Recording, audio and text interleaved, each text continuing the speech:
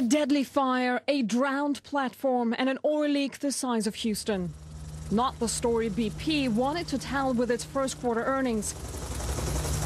The biggest oil producer in the Gulf of Mexico is battling to contain a spill that could grow into an environmental disaster.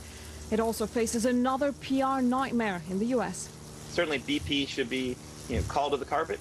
They should be held accountable. They should spare no expense to bring a response that is on par with the scale of the catastrophe, and I don't think that's happening yet. Last week, an exploratory rig hired by BP exploded 30 miles off the coast of Louisiana.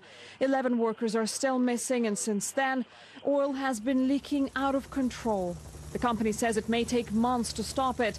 That could damage BP's already tainted reputation in the U.S. Back in 2005, an explosion in a Texas City refinery killed 15 workers and left 170 injured. BP was fined a record $87 million for safety shortfalls. A year later, corroded pipelines led to an oil spill in Alaska. Again, BP was hit with a fine. It paid $20 million for poor maintenance. That on top of the $303 million that BP agreed to pay to settle manipulation claims in the U.S. propane market. In its 3 years as BP's CEO, Tony Hayward worked hard to close this chapter. Now he could be back to square one.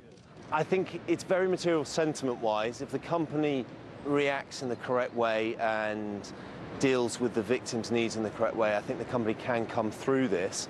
But it's very important for them to be seen to be acting and doing everything they possibly can.